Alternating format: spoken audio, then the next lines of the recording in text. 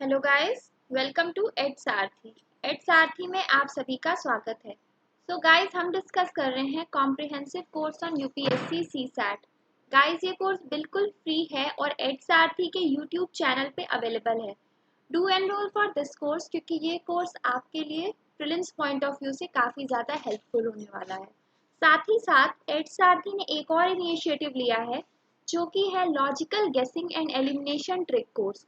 इस कोर्स में वरुण सर आपको गाइड करेंगे that how you can exactly boost your prelims score bye 15 to 20 marks.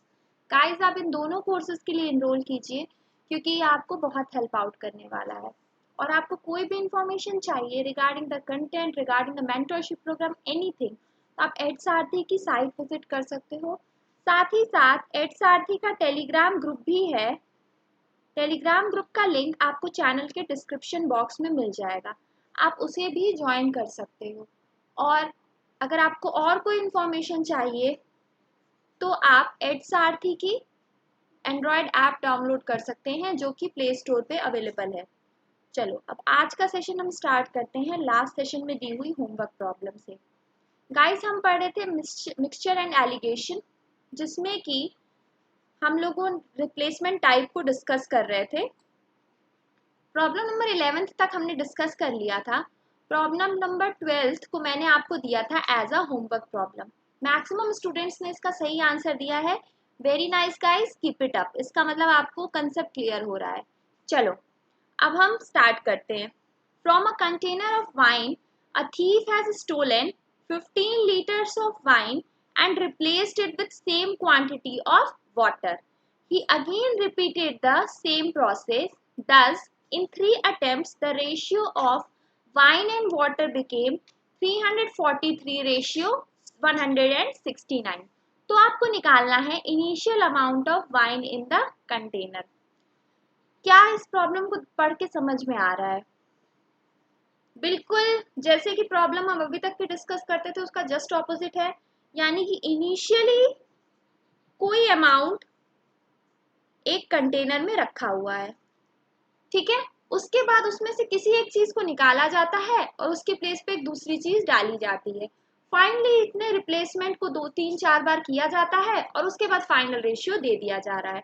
तो आपको निकालना है इनिशियल अमाउंट कितना था। अब इस प्रॉब्लम के रिस्पेक्ट में आते हैं एग्जैक्टली में करना क्या है। मान लेते हैं इनिशियल अमाउंट ऑफ वाइन जो है वो एक्स है, ठीक। शुरुआत में, एकदम शुरुआत की बात कर रहे हैं, जबकि इसमें पानी नहीं मिलाया गया था। शुरुआत में हम मान ले रहे हैं वाइन थी इसमें x लीटर्स, ठीक। उसके बाद क्या हुआ? From a container of wine a thief has stolen 15 liters of wine and replaced it with same quantity of water. इसके बाद में क्या हुआ? चोर आया और उसने इस x लीटर वाइन में से 15 लीटर चुरा लिया, ठीक है। उसने इसमें 15 लीटर निकाल लिया, ठीक। और उसकी जगह पे उसने क्या किया? 15 लीटर पानी डाल दिया, ठीक है। 15 लीटर वाइन निकाली और 15 लीटर पानी डाल दिया। अच्छा, ये जो चोरी हुई है उसके बाद में जो इस कंटेनर में मिक्सचर है वो कितने लीटर्स होगा, ये बताइए। एक्स लीटर्स ही तो रहेगा। कैसे एक्स लीटर रहेगा? देखो, शुरुआत में एक्स लीटर वाइन थी, 15 लीटर वाइन उसमें से निकाल ली गई और 15 लीटर पानी डाल दिया गया। 15 निकाला, 15 डाला, यानी कि टोटल क्वांटिटी तो बराबर ही बनी रही। अगर पहले एक्स लीटर्स था तो अभी भी एक्स लीटर्स है, बस अंतर किस चीज का आया? पहले इसमें सिर्फ वाइन थी, अब इसमें वाइन और वाटर दोनों आ गया। यानी कि अब टोटल क्वांटिटी अभी भी कितनी है? एक्स लीटर्स है और इसमें होगा वाइन प्लस ऑफ वाटर, ठीक। उसके बाद क्या हो रहा है? अच्छा, इसमें जरा एक चीज और ध्यान दीजिएगा। 15 लीटर वाइन निकाल ली गई, तो अब वाइन की कितनी क्वांटिटी इसमें होगी? इसमें वाइन होगी, टोटल है एक्स, उसमें से 15 निकाल लिया गया, यानी कि वाइन कितना हो जाएगा? एक्स माइनस ऑफ 15, ठीक। अब इन्हीं दोनों का रेशियो बना लो, wine upon wine plus of water. Is equals to wine कितना है x माइनस 15 अपॉन x। उसके बाद क्या लिखा है, he again repeated the same process, यानी कि ये काम फिर से किया गया। ठीक, देखो अभी तक की हम ये बात जान चुके हैं, जब भी ऐसा लिखा रहे कि ये काम फिर से किया गया या फिर सक्सेसिवली किया गया या फिर इटरेटिवली किया गया, रिपीटेडली किया गया, यानी कि एक के बाद एक ये काम किया जा रहा है, तो इसका मतलब क्या है, ये जितना भी फ्रैक्शन है ना, जितनी बार काम किया जाएगा उससे उसको मल्टीप्लाई करते जाओगे। कितनी बार टोटल हम ये कुछ मिक्सचर निकालने का और वापस उसमें पानी डालने का काम कर रहे हैं, 10 इन 3 अटेम्प्ट्स, 3 बार कर रहे हैं, तो यानी कि हम इसे मल्टीप्लाई कर देंगे x माइनस 15 बाई एक्स और x माइनस 15 बाई एक्स से, यानी कि कितनी बार टोटल ये काम हो गया, टोटल 3 बार हुआ। टोटल आ गया ये ratio x minus 15 upon x whole cube. किसका रेशियो है ये, wine upon wine plus of water. अच्छा, ये रेशियो कब मिल रहा है, टोटल 3 इटरेशंस के बाद, तीनों इटरेशंस के बाद ये रेशियो मिल रहा है, आफ्टर टोटल 3 इटरेशंस।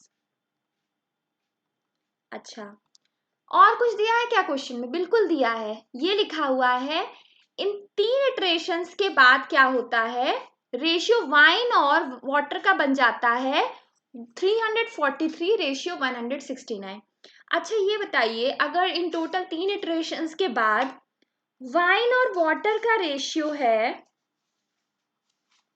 343 रेशियो 169, तो क्या यहां से हम wine upon wine plus water का रेशियो निकाल सकते हैं, बिल्कुल निकाल सकते हैं। न्यूमरेटर में तो 343 ही रहेगा, डिनोमिनेटर में आ जाएगा 343 प्लस 169, क्या आ गया रेशियो 343 अपॉन 512।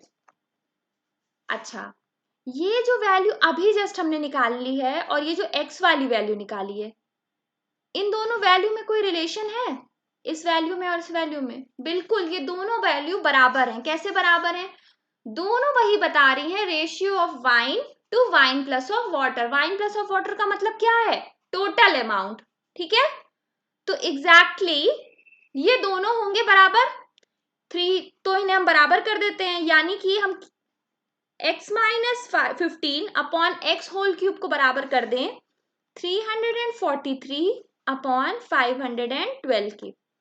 आगे हम इसे क्या लिखेंगे, x minus 15 upon x is equals to cube root of 343 upon 512। क्या वैल्यू यहां से आ गई, x minus 15 upon x is equals to 7/8। Simplify कर लेते हैं, 8x minus 120 is equals to 7x। यहां से x की वैल्यू क्या आ गई, 120 लीटर। आंसर क्या है, डी। x ही तो निकालना था, क्या पूछ रहा था, निकालना है आपको initial amount of wine in the container. Initial quantity हमने कंटेनर की क्या मानी है, जो वाइन है x लीटर्स, x की वैल्यू तो हमने यहाँ से निकाल ही ली 120 लीटर। क्लियर, आई विश ये प्रॉब्लम आपको क्लियर हो गई होगी, कोई डाउट तो नहीं होगा इसमें। देखो रिप्लेसमेंट टाइप प्रॉब्लम्स को करने का सीधा तरीका यही है, सीधे क्वांटिटी निकालो, जो चीज़ निकाली जाए उसका और टोटल का रेशियो बना लो, और जितनी बार वो काम किया जाए उतनी बार उसको गुणा कर लो, बस यही करना होता है टोटल। और उसके बाद प्रॉब्लम में जिस तरीके की चीज़ें पूछ रहा है वो आप कर लीजिए। यहाँ पे आपका रिप्लेसमेंट टाइप खत्म होता है। अब हम आएंगे नेक्स्ट टाइप की प्रॉब्लम पे, जो कि आपके यूपीएससी के पेपर में भी पूछी हुई है लास्ट ईयर ही। काफ़ी इजी टाइप है ये ऑल दो, बट स्टिल हम इसे डिस्कस कर ले रहे हैं। प्रॉब्लम नंबर 13 को देखिए, क्या लिखा है, a vessel full of water weighs 24 kg, when the vessel is 1/4 full it weighs 9 kg। तो आपको निकालना है weight of the empty vessel. देखो ये कोई एक बर्तन है, ठीक, जब ये बर्तन पानी से पूरा भरा हुआ है, ठीक है। जब ये पानी से पूरा भरा है तो इसका वजन है 24 किलोग्राम। ठीक, उसके बाद लिखा है जब यही बर्तन 1/4 भरा है पानी से तब है इसका वजन 9 किलोग्राम। तो आपको निकालना है खाली बर्तन का वजन कितना होगा।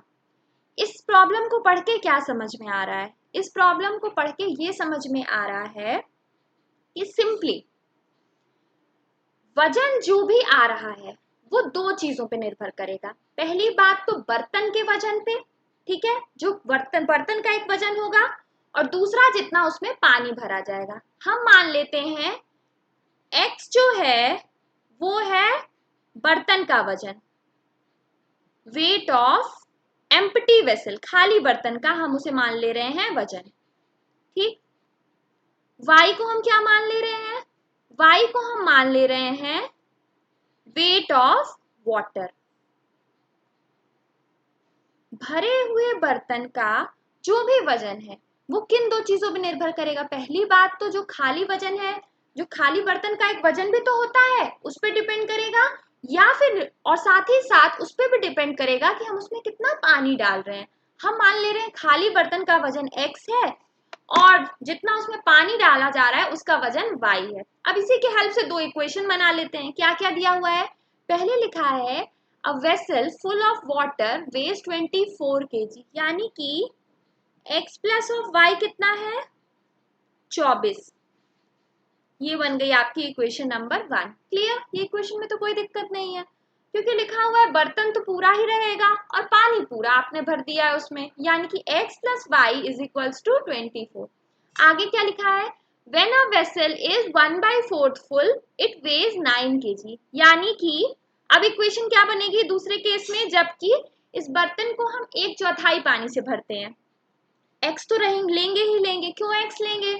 खाली बर्तन तो रहेगा ही ना। खाली बर्तन का वजन प्लस ऑफ 1/4 ऑफ, हमने क्या लिया वेट ऑफ वाटर y, यानी कि 1/4 into y is equals to कितना हो जाएगा?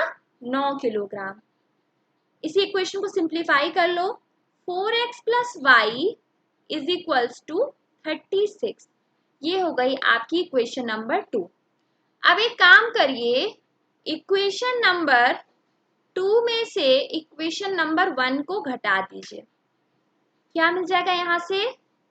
4x plus y is equals to 36, x plus y is equals to 24। दोनों को घटा लो, कितना मिल गया? 3x is equals to 12। x की वैल्यू क्या मिल गई? 4 किलोग्राम। x क्या है? खाली बर्तन का वजन, यही तो निकालना था। Right answer is a. Clear? I wish ये प्रॉब्लम आपको क्लियर हो गई होगी, इसमें कोई भी डाउट नहीं होगा। क्लियर है? सिंपल सी बात है। देखो, जैसे मान लो आपके हाथ में कोई भी एक कप है जिसमें आप पानी लिए हुए हैं, तो वो कप आपको कितना भी भारी महसूस होगा ना, वो दो चीजों की वजह से महसूस होगा। या तो वो एक तो वो पहली चीज होगी, वो जो उस कप का वजन होगा उसकी वजह से। दूसरी चीज, उसमें जो भी चीज आप जो भी लिक्विड डाल रहे हो, पानी, चाय, कॉफी, जो भी डाल रहे हो, या तो उसकी वेट से भारी महसूस होगा। दो चीजों पे डिपेंड कर रहा है, बस वही दो चीजें ले ली। एक्स हमने ले ली उस खाली बर्तन का वजन, और वाई ले लिया वजन जितना कि उसमें हम पानी डाल रहे हैं, और फिर इक्वेशन फ्रेम आउट कर ली। क्लियर? आई विश ये कंसेप्ट आपको क्रिस्टल क्लियर होगा, कोई डाउट नहीं होगा इसमें। अच्छा, अब एक काम करिएगा, प्रॉब्लम नंबर 14 को लीजिएगा आप एज अ होमवर्क प्रॉब्लम, जो कि आपके सीसैट 2020 के पेपर में पूछी हुई प्रॉब्लम है। बहुत आसान प्रॉब्लम है, कुछ नहीं है इस प्रॉब्लम में, लेकिन स्टिल जब ये एग्जाम में आई थी तो स्टूडेंट्स को इसमें अच्छे से कंफ्यूजन हुआ था। आप कंफ्यूज मत होइएगा, इजी वे में इसको सॉल्व कीजिएगा। इसका स्क्रीनशॉट लीजिए, ये आपकी होमवर्क प्रॉब्लम है, इसका आंसर आप कमेंट सेक्शन में देंगे। चलिए, अब हम स्टार्ट करते हैं एलिगेशन। ठीक है, देखो एलिगेशन क्या होता है। सबसे पहले तो मैं आपको एलिगेशन का कंसेप्ट बता दूं। मान लो, जस्ट वेट अ मिनट, पहले एक ब्लैंक स्लाइड ले लेते हैं।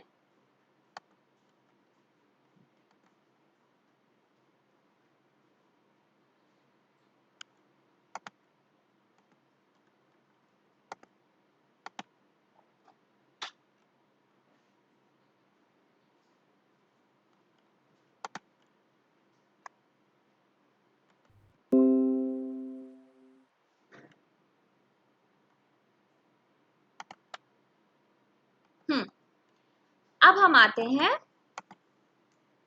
एलिगेशन पे कि एलिगेशन एग्जैक्टली होता क्या है। देखो, बहुत अच्छी तरीके से एलिगेशन के कंसेप्ट को समझेंगे। मान लेते हैं, देखो कोई दो वैरायटी का मैं चावल मान ले रही हूँ। ये कोई पहली वैरायटी का चावल है, ये कोई दूसरी वैरायटी का चावल है, ठीक है। उसके बाद जब इन दोनों चावल को मिला दिया जा रहा है तो एक तीसरी वैरायटी का चावल बन जा रहा है, ठीक है। अब मैं मान रही हूं कि ये जो पहली वैरायटी का चावल है वो है A रुपीस पर केजी, ठीक। जो दूसरी वैरायटी का चावल है उसको मैं मान रही हूं B रुपीस पर केजी। और ये जो C है, मतलब इन दोनों A और B को मिलाने के बाद जो तीसरी तरीके का चावल बन रहा है उसको मैं मान रही हूं C रुपीस पर केजी। देखो, ये जो A और B हैं इनको मिलाने पे जो C बन रहा है ना, वो एक तरीके से इनका एवरेज कहलाएगा, ठीक है। एवरेज या फिर मीन कहलाएगा।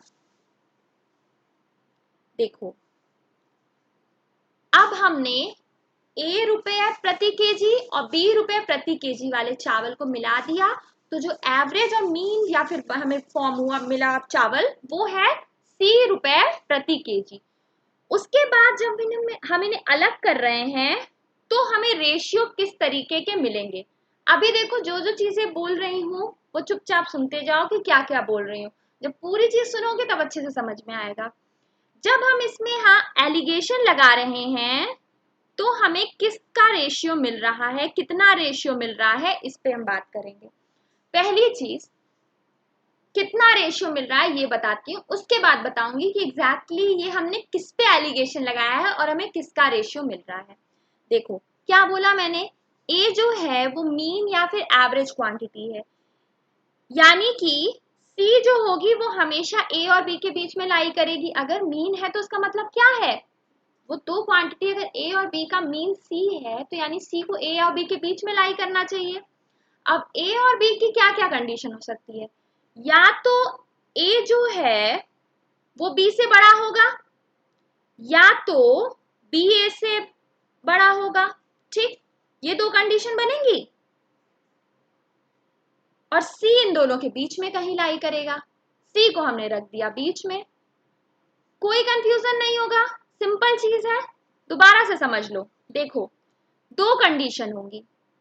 अगर सी को रख के सोचने में दिक्कत हो रही है तो ऐसे सोच लो, या तो ए जो होगा वो बी से बड़ा होगा या तो बी जो होगा वो ए से बड़ा होगा। और सी क्या है, सी मीन क्वांटिटी है, यानी इन दोनों के बीच में कहीं लाई करेगी, यानी A greater than C greater than B और B greater than C greater than ए।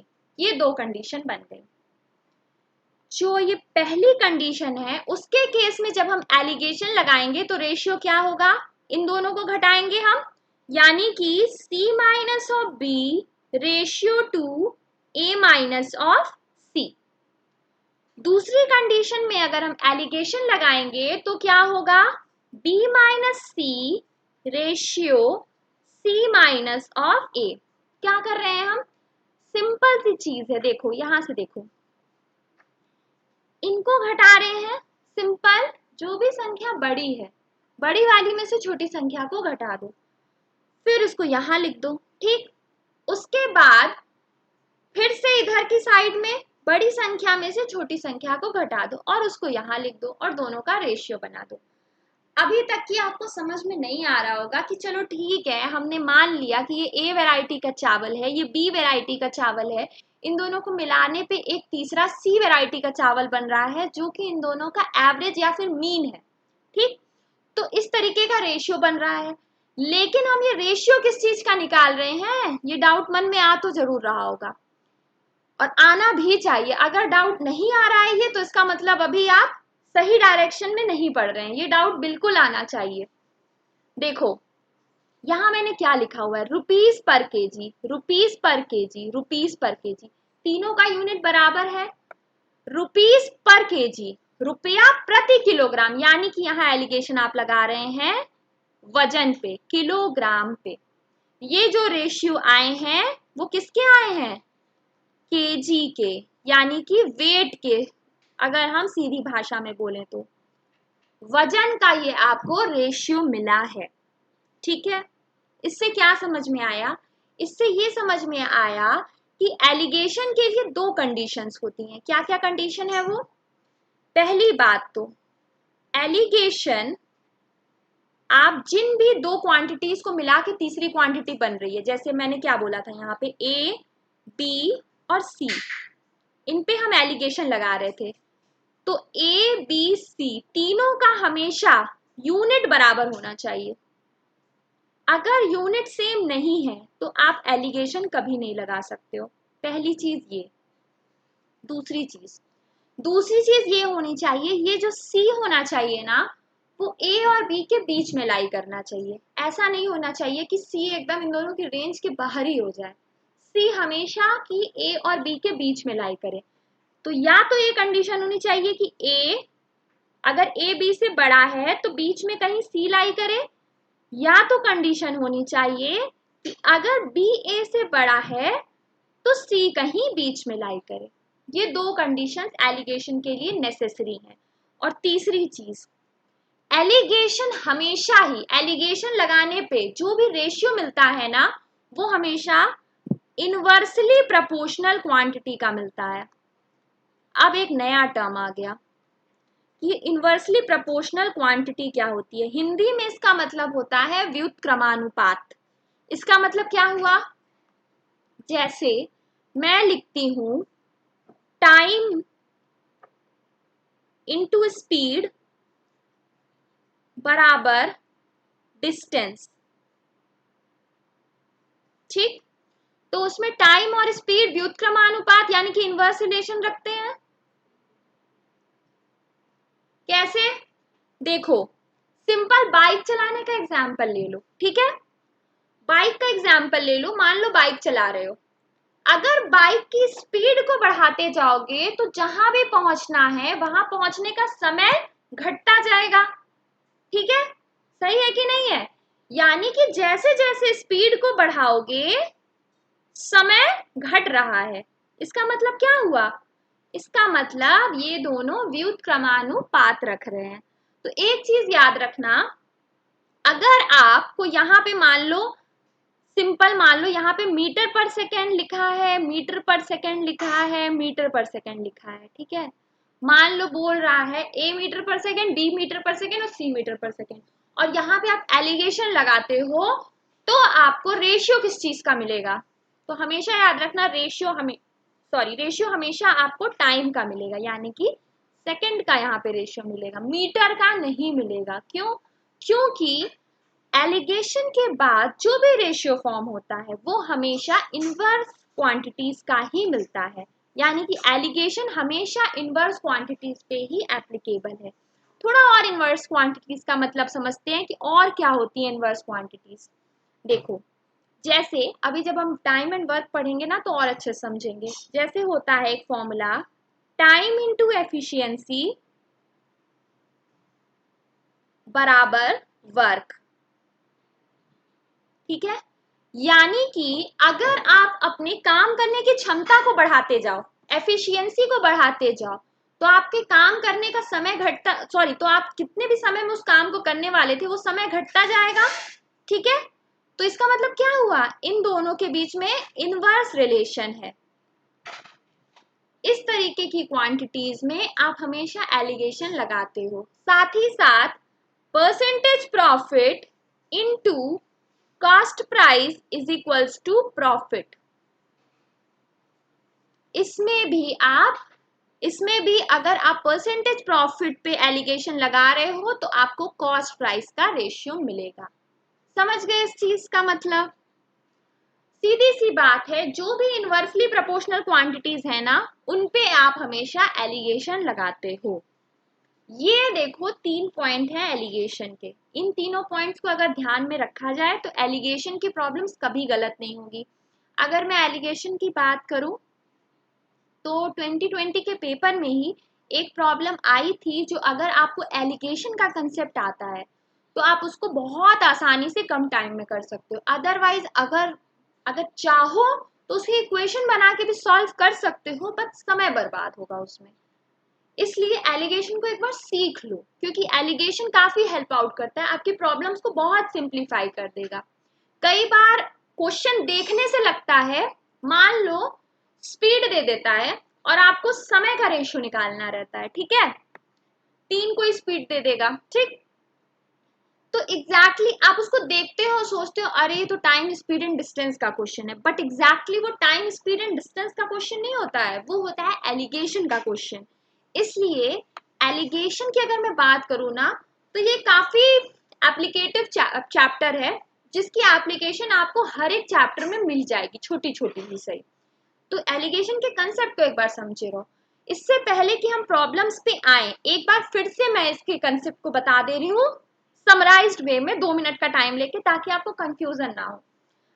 एक स्टोरी सुन लो। मान लो कोई ₹A प्रति किलो का चावल है, कोई ₹B प्रति किलो का चावल है, ठीक, इन दोनों को मिला के एक तीसरा ₹C प्रति किलो का चावल मिलता है, ठीक है, रुपीस पर केजी, रुपीस पर केजी, रुपीस पर केजी, ठीक, तीनों का यूनिट बराबर है। पहली कंडीशन क्या बताई थी मैंने, अगर आपको किन्हीं 3 क्वांटिटीज पे एलिगेशन लगाना है तो इसका मतलब है तीनों का यूनिट बराबर होना चाहिए। यूनिट बराबर है, बिल्कुल बराबर है।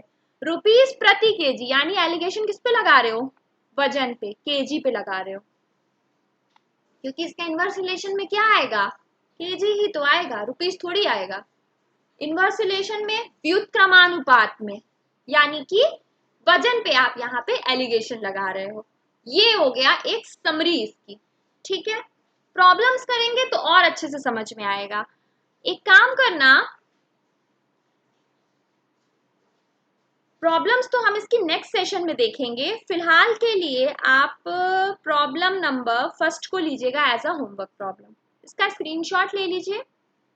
नेक्स्ट सेशन में मैं एलिगेशन पे सारी प्रॉब्लम्स आपको करा दूंगी, और मोस्ट प्रोबेबली नेक्स्ट सेशन में हमारा एलिगेशन कंप्लीट भी हो जाएगा।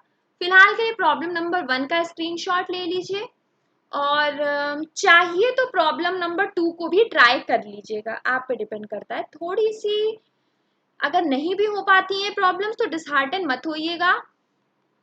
यानी कि आज की कितनी होमवर्क प्रॉब्लम्स हो गई, एक ये प्रॉब्लम नंबर 2, जिसको आप बस ट्राई कर लीजिएगा, अगर नहीं हो पाती है तो डिसहार्टन होने की जरूरत नहीं है। प्रॉब्लम नंबर 1 ये मोस्ट प्रोबेबली हो जाएगी, अगर आपको एलिगेशन का कंसेप्ट समझ में भी आ गया है तो आप इसको कर ले जाओगे।